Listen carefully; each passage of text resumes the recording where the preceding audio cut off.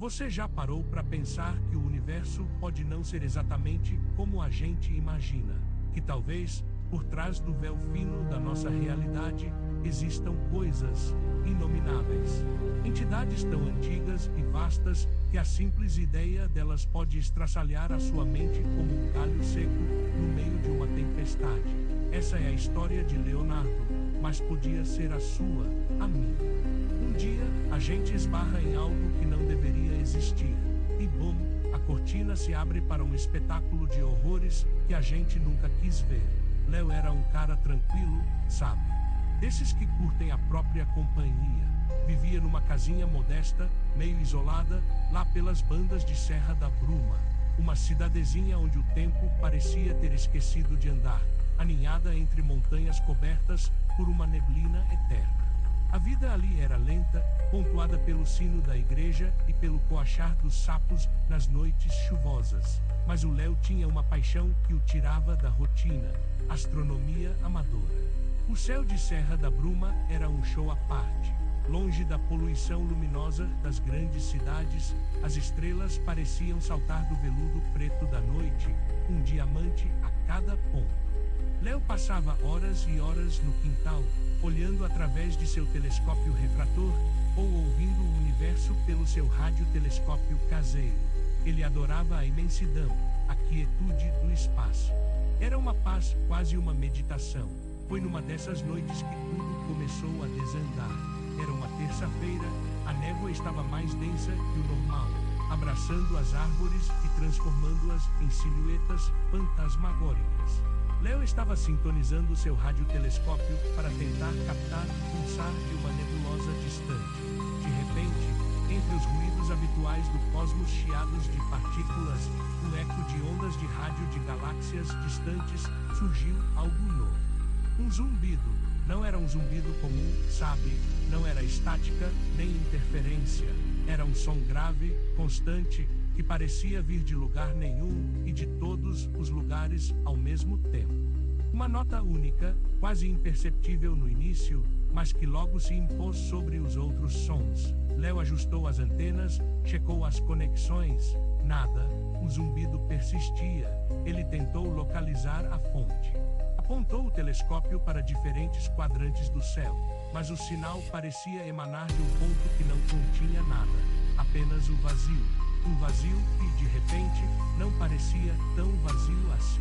Nas semanas que se seguiram, o zumbido virou a trilha sonora da vida de Léo. Ele tentava ignorar, mas o som parecia se infiltrar por todo o canto. No silêncio da noite, ele ouvia. Durante o dia, quando o vento uivava lá fora, ele sentia a vibração. Não era algo que apenas entrava nos ouvidos, era algo que ressonava no peito, nos ossos. Uma pressão surda, constante, que deixava um eco metálico na boca, como sangue. A insônia virou companheira. Léo se via observando a noite, não mais com fascínio, mas com uma estranha mistura de terror e curiosidade mórbida. Ele começou a desenhar o que sentia. Não o som em si, mas as sensações que ele provocava. Linhas que se dobravam em ângulos impossíveis, padrões geométricos que não faziam sentido para a mente humana. Ele via esses padrões nas rachaduras da parede do quarto, na textura da madeira velha da casa, até nas nuvens que deslizavam sobre as montanhas. A paranoia começou a se instalar. Léo tentou falar com os poucos moradores da cidade. A velha Dona Aurora, que vendia pães de queijo na feira, riu e disse que era coisa de fantasma da neblina. O seu Jacinto, o coveiro, resmungou que certas coisas é melhor deixar dormindo. Ninguém levava a sério. Ele estava sozinho com aquilo, e o zumbido, sempre o zumbido. Foi então que Léo se lembrou das lendas. A Serra da Bruma era cheia delas.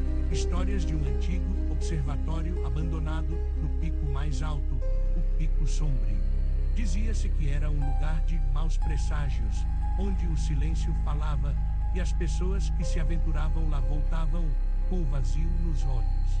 Ele se lembrou de uma história específica, contada por seu avô, sobre o canto da pedra que dorme, uma melodia que vinha de dentro da montanha e que mudava a cabeça das pessoas.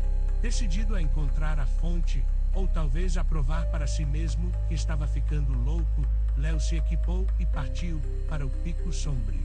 A trilha era quase intransitável, engolida pela vegetação densa e pela neblina que raramente dava trégua. O ar era pesado, úmido e tinha um cheiro estranho de terra molhada misturado com álcool. Elétrico metálico, cada passo era um esforço, e o zumbido, aqui, era quase ensurdecedor, parecia reverberar diretamente do chão. Quando ele finalmente chegou ao topo, a visão era perturbadora. Os restos do que um dia fora um observatório, estruturas corroídas pelo tempo, algumas ainda de pé, mas com uma arquitetura que parecia errada. Ângulos que se encontravam de maneiras estranhas, paredes que se inclinavam para dentro, como se a gravidade ali funcionasse de um jeito diferente. No centro da ruína, havia uma estrutura circular de pedra escura, coberta de musgo, e nela, algo estava gravado. Eram símbolos, não hieróglifos conhecidos, nem runas antigas. Eram aqueles mesmos padrões que Léo vinha desenhando, as geometrias impossíveis que ele via nas rachaduras das paredes. Eram ali, esculpidas na pedra com uma precisão assustadora, como se fossem a linguagem de algo que não pertencia a este mundo. O zumbido agora era um coro, não um coro de vozes, mas de frequências, uma cacofonia vibrante que penetrava em cada célula do seu corpo. Léo sentiu o estômago revirar, uma tontura aguda. As cores da névoa pareciam se intensificar, ganhando tonalidades que não existiam no espectro visível. Vermelhos que queimavam, azuis que eram profundos demais, verdes que pareciam pulsar com uma vida própria, alienígena. Ele montou seu radiotelescópio ali mesmo, no meio daquela ruína esquecida. Conectou os fones de ouvido, os mesmos que usava para captar as estrelas. O que ele ouviu não era apenas o zumbido. Era a coisa, não havia palavras para descrever o que Léo experimentou naquele momento. Era como se a própria estrutura da realidade tivesse se desfeito em sua mente. Ele viu o zumbido, ouviu as cores, sentiu o tempo se dobrar sobre si mesmo, esticando, quebrando. Ele viu formas, não com os olhos, mas com uma parte do cérebro que a humanidade não estava preparada para usar. Formas que se contorciam, se desdobravam em dimensões que não faziam sentido. Entidades ou fragmentos delas, imensas, indiferentes, mais antigas que a própria luz, que flutuavam em um vazio cósmico, movendo-se com uma lentidão que a mente humana jamais poderia conceber. O zumbido, ele percebeu, não era uma mensagem, não era uma comunicação, era o som do caminhar, o som do respirar de algo que existia muito além do nosso conceito de existência. Um ser tão monumental, tão vasto e antigo, que sua mera presença, sua vibração na borda da nossa realidade, era o suficiente para distorcer o tecido do espaço-tempo e sussurrar horrores para mentes desavisadas. Léo era uma dessas mentes. Ele sentiu seu eu se desintegrar, sua individualidade, sua sanidade, tudo se esvaía, diluído na face daquela indiferença cósmica esmagadora. Ele era uma partícula insignificante, uma poeira estelar prestes a ser varrida por uma brisa de eternidade. As palavras de seu avô, o vazio nos olhos, agora faziam sentido.